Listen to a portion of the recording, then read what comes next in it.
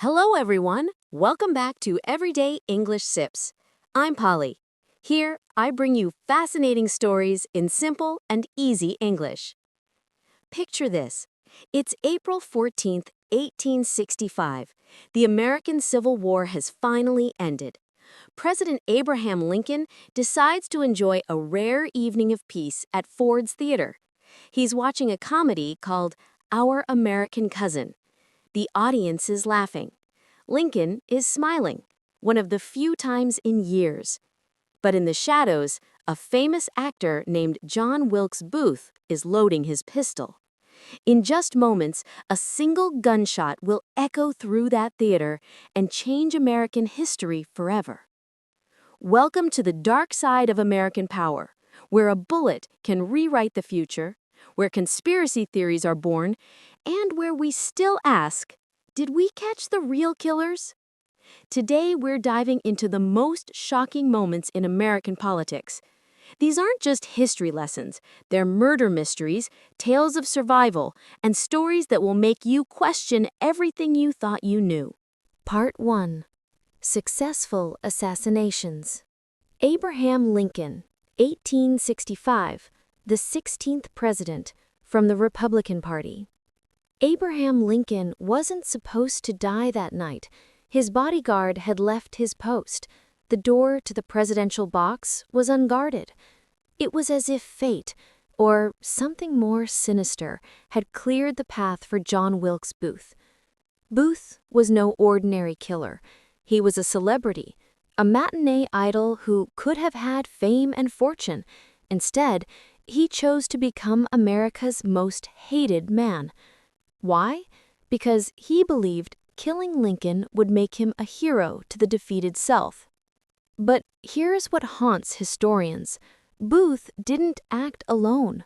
This was a conspiracy, a plot to kill Lincoln, Vice President Andrew Johnson, and Secretary of State William Seward, all in one night. A plan to decapitate the entire government. Booth shot Lincoln in the back of the head, then leaped to the stage, breaking his leg but still managing to shout, Sic semper tyrannis, thus always to tyrants. Then he vanished into the night. For 12 days, the largest manhunt in American history pursued him through the Maryland countryside. When they finally cornered Booth in a tobacco barn, he refused to surrender. The barn was set on fire. In the chaos, a shot rang out. Booth was dead. But was justice served, or did the real puppet masters escape into history's shadows? James Garfield, 1881, the 20th president, also Republican. Imagine being president for just 4 months before a madman ruins everything. That was James Garfield's fate. July 2nd, 1881, Baltimore and Potomac Railroad Station, Washington, D.C. President Garfield is walking with his friend, about to board a train for a summer vacation. He's relaxed, unguarded, talking about his children. Suddenly, Charles Guiteau steps out of the crowd. This isn't a trained assassin. He's a failed lawyer, a delusional office seeker who believed God told him to kill the president. He fires 2 shots. Garfield crumples to the ground. But here's the tragedy. Garfield might have survived if it weren't for his doctors. They spent 80 days probing his wounds with dirty fingers and unsterilized instruments, slowly poisoning him with infections. Alexander Graham Bell even invented a metal detector to find the bullet, but the doctors ignored his advice. Garfield died not from Guiteau's bullets, but from medical incompetence. The real killer? Ignorance. William McKinley, 1901, the 25th president, also Republican. September 6, 1901, Buffalo, New York, the Pan American Exposition. President William McKinley is doing what politicians do, shaking hands, kissing babies, being the people's president. Leon Czolgosz waited in that receiving line for hours. He had a .32 revolver wrapped in a handkerchief, disguised as a bandaged hand. When his turn came to meet the president, he didn't shake McKinley's hand. He shot him twice in the stomach. Czolgosz was no random madman. He was an anarchist who believed all government was evil. He saw McKinley as a symbol of oppression, but as the crowd literally tried to beat Cholgus to death, McKinley's last words were about mercy. Don't let them hurt him. 8 days later, McKinley was dead. And Tel Aviv, young, wild, progressive Roosevelt, became president at age 42. One man's twisted ideology had accidentally launched the progressive era. John F. Kennedy, 1963, the 35th president from the Democratic Party, also known as JFK. November 22, 1963, Dallas, Texas, 12:30 p.m. The most beautiful presidential couple in American history is riding in an open convertible, Jackie Kennedy in her pink Chanel suit, JFK waving to the crowds, his famous smile lighting up Dealey Plaza. Then came the shots. The Zapruder film captured it all.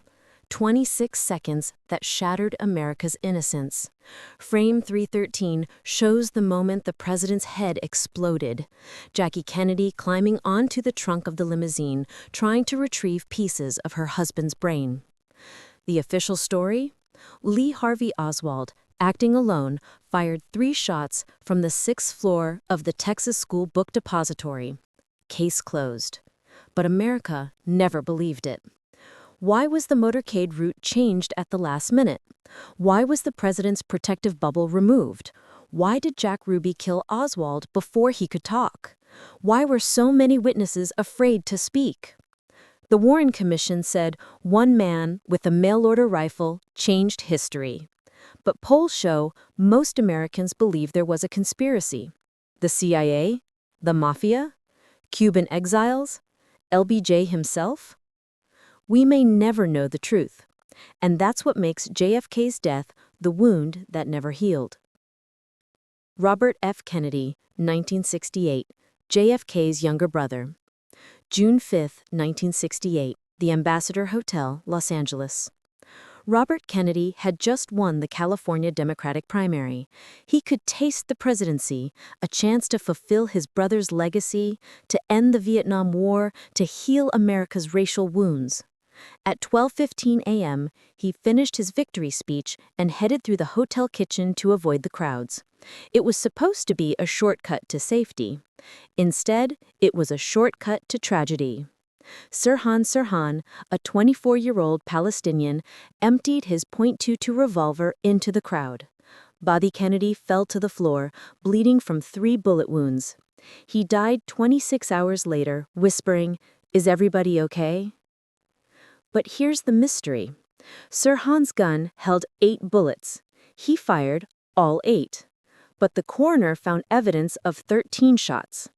Security guard Thane Eugene Caesar was standing directly behind Kennedy with his gun drawn. Yet he was never seriously investigated. Was Sirhan a lone gunman or a distraction? Was Bobby Kennedy killed by the same forces that took his brother? With RFK's death, America lost its last chance for healing. The 1960s, that decade of hope and change, died in a hotel kitchen. Martin Luther King Jr., 1968, the Baptist minister who led the civil rights movement. April 4, 1968, Memphis, Tennessee, the Lorraine Motel. Dr. Martin Luther King Jr. stepped onto the balcony of room 306 to get some fresh air before dinner. He was tired, exhausted from fighting for justice, from death threats, from knowing that powerful people wanted him dead. At 6:01 p.m., a single shot rang out from a boarding house across the street. The bullet tore through King's jaw and severed his spinal cord. The man who preached nonviolence died in a pool of blood. James Earl Ray, a small-time criminal and racist, was arrested 2 months later at London's Heathrow Airport. He confessed, then recanted. He spent the rest of his life claiming he was a patsy in a larger conspiracy. And maybe he was right. The King family themselves believed the government was involved. In 1999, they won a civil trial that concluded King was killed by a conspiracy involving government agencies. The man who dreamed of racial harmony died believing his own government wanted him silenced. And on that balcony in Memphis, a piece of America's soul died with him. Charlie Kirk, 2025, a conservative activist and strong supporter of Donald Trump. The air was tense at Utah Valley University that day. The crowd buzzed with excitement, cheering for Charlie Kirk as he took the stage. But behind the smiles and applause, a shadow lurked, a shot waiting to be fired, a plan waiting to unfold. Charlie Kirk, young and charismatic, wasn't just any political figure. He had built a movement, inspiring thousands of students and supporters across the country. His words were electric, his energy contagious. People believed in him, and that made him a target. Then, in a split second, chaos erupted. A sniper's rifle cracked through the air. The crowd screamed, panic, confusion. And in that terrifying moment, Charlie was struck. Authorities quickly arrived, and Tyler Robinson emerged as the primary suspect. His motive? Still unclear, but suspicion hung heavy in the air, and questions spiraled. Was he acting alone, or was there a bigger plan behind the attack? News of Charlie's death spread like wildfire, not just across the United States, but around the world. Thousands mourned him. Students, supporters, even people who had never met him felt the loss keenly. They shared memories of his speeches, his passion, the ideas he left behind. Charlie had inspired a generation, and suddenly that voice was silenced. Yet his influence refuses to die. Even in death, Charlie Kirk's movement, his energy, and the spark he ignited live on. And the world can't help but wonder who really wanted him gone and why. Storytelling. So we're here at Bill's Burgers in New York City, and right near this very table was the first time Dada met Mama, and it started as a job interview. And I was asking all these questions, philosophy, religion, Jesus, and then I realized Mama was beautiful and smart and elegant and Christ-like, and so I said, forget this job interview. I want to date you. And I said, I have enough friends. And that's where your journey starts. Part 2. Unsuccessful Assassination Attempts. Now let's look at the presidents who survived. Andrew Jackson, 1835, the 7th president from the Democratic Party. January 30th, 1835, the U.S. Capitol. President Andrew Jackson is leaving a funeral when destiny comes calling. Richard Lawrence, a house painter who believed he was the rightful king of England, yes, really, stepped out of the crowd with 2 pistols. Both were loaded. Both were aimed at Jackson's heart. Click, misfire. Click, misfire again. The odds of both guns failing? About 125,000 to 1. Jackson, age 67 and nicknamed Old Hickory for good reason, immediately attacked Lawrence with his walking cane. He beat the would-be assassin until bystanders pulled him off. Jackson was convinced his political enemies had hired Lawrence. But Lawrence was clearly insane. He thought the U.S. government owed him money and that killing Jackson would make him rich. Sometimes, the only thing standing between a president and death is pure, dumb luck. Theodore Roosevelt, 1912, the 26th president from the Republican Party. October 14th, 1912, Milwaukee, Wisconsin. Former President Theodore Roosevelt is running for office again, trying to reclaim the White House. As he waves to the crowd outside his hotel, John Schrank steps forward and fires a .38 revolver point blank into Roosevelt's chest. Roosevelt staggers but doesn't fall. Blood seeps through his shirt. His aides beg him to go to the hospital. Roosevelt's response? It takes more than that to kill a bull moose. The bullet was slowed by his steel eyeglass case and a 50-page speech folded in his breast pocket. Instead of seeking medical care, Roosevelt insisted on giving his scheduled speech. For 90 minutes, he spoke to a stunned crowd, blood staining his shirt, starting with these words: "Friends, I shall ask you to be as quiet as possible. I don't know whether you fully understand that I have just been shot." Only after finishing his speech did Roosevelt go to the hospital. Doctors decided the bullet was too close to his heart to remove safely. Roosevelt carried that bullet for the rest of his life. That's not just survival, that's legend-making. Franklin D. Roosevelt, 1933, the 32nd president from the Democratic Party, also known as FDR. February 15, 1933, Miami, Florida. President-elect Franklin Roosevelt is giving an impromptu speech from his car when Giuseppe Zangara, an unemployed bricklayer, opens fire with a .32 revolver. But Zangara was short, only 5 feet tall. He couldn't see over the crowd, so he climbed onto a wobbly chair and started shooting blindly. He missed Roosevelt completely. But 5 other people were hit, including Chicago Mayor Anton Cermak, who died 19 days later. Some historians believe Cermak, not Roosevelt, was the real target, that it was a mafia hit disguised as a presidential assassination attempt. Roosevelt, calm as ice, insisted on going to the hospital with the wounded. I'm all right, he kept saying even as chaos erupted around him. If Zangara had been 6 inches taller, or if the chair hadn't wobbled, American history would have been completely different. No New Deal, no World War II leadership, just another what if in the graveyard of American dreams.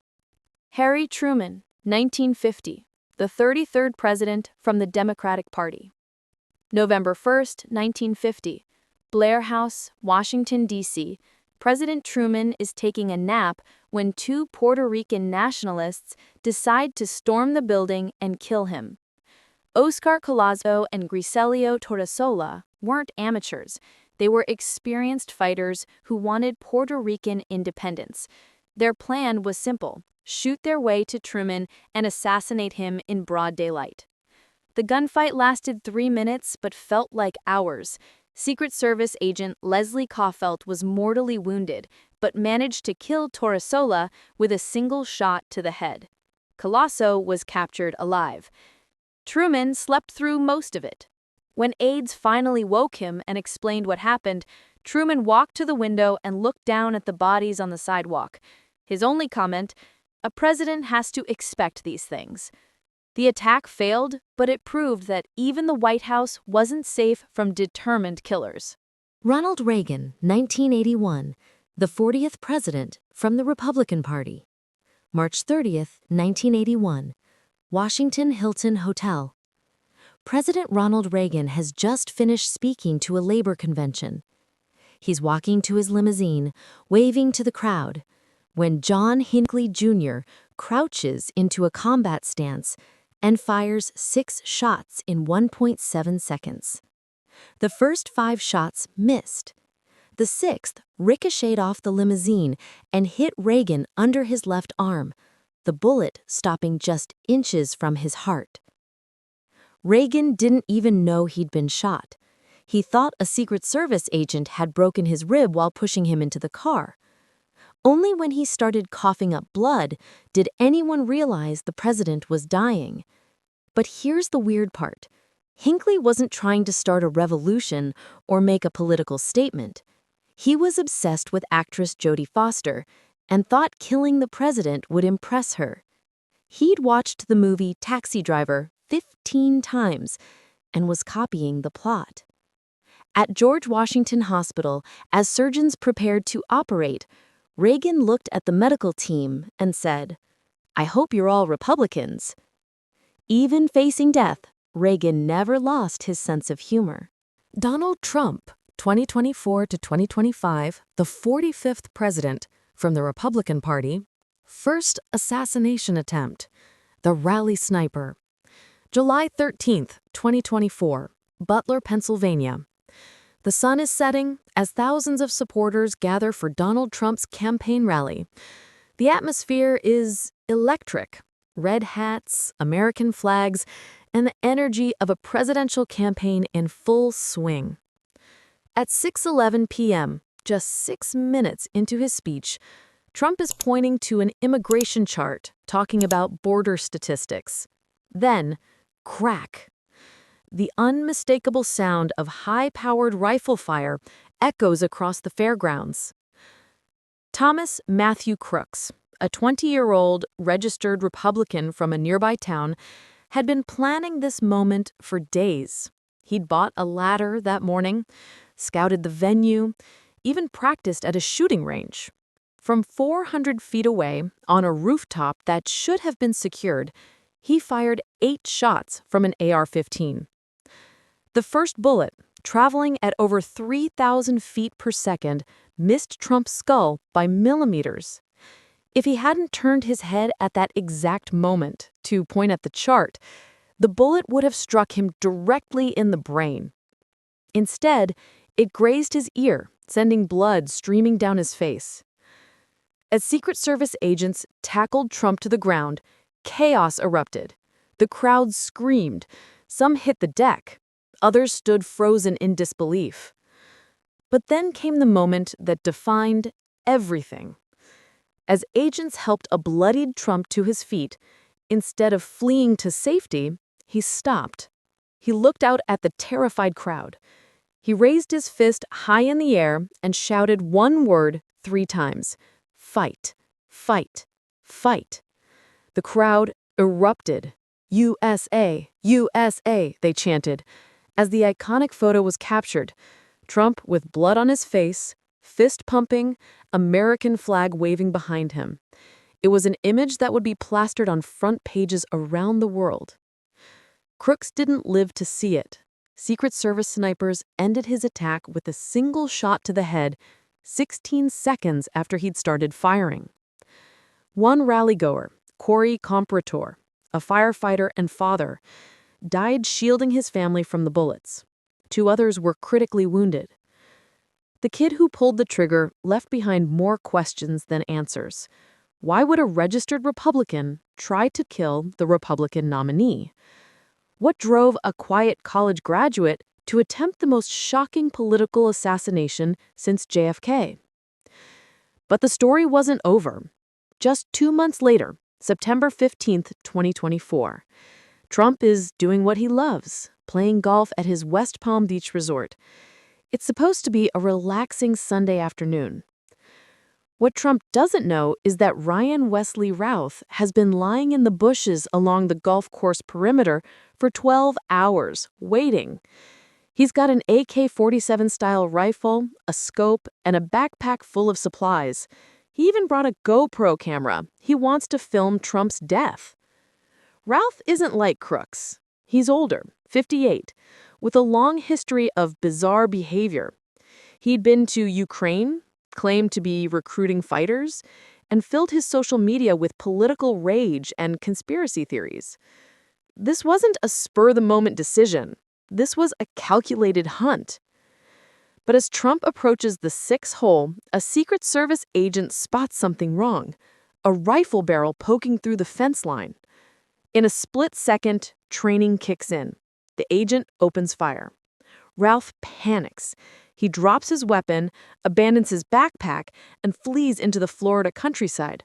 For 45 minutes, he's on the run, until police arrest him on a nearby highway. Later, investigators found his manifesto, a rambling letter offering $150,000 to anyone who could finish the job if his attempt failed. Routh wasn't just trying to kill Trump, he was trying to start a movement. 2 attempts in 2 months, both failures, but both reminders that in modern America, political violence isn't some distant threat. It's happening in real time. The former president who survived both attacks would go on to win the 2024 election, but the scars, both physical and psychological, remain. These weren't random acts of violence. They were symptoms of a democracy under incredible strain, where the line between political opposition and deadly vengeance has dangerously blurred. Part 3. The Shadows That Remain. Every bullet fired at an American leader tells us something about our country in that moment. Lincoln's assassination revealed the deep wounds of civil war. McKinley's death marked the end of American isolationism. JFK's murder shattered our faith in official truth. And the attempts that failed, they show us how thin the line is between history and tragedy. A few inches, a jammed gun, a folded speech, these tiny details have shaped the world we live in. But the biggest mystery isn't who pulled the triggers. It's what we still don't know. Did the conspiracy that killed Lincoln have tentacles reaching into the highest levels of government? Was there really a second shooter on the grassy knoll in Dallas? Did the FBI's harassment drive Martin Luther King's assassin to act? These aren't just historical curiosities, they're warnings. They remind us that in America, political violence is always lurking in the shadows. And sometimes, those shadows have eyes. So here's what I want you to think about. In all these cases, the successful assassinations and the failed attempts, how many times were we told the lone gunman story? How many times did the evidence seem too neat, too convenient? Maybe the official stories are true. Maybe Oswald really acted alone.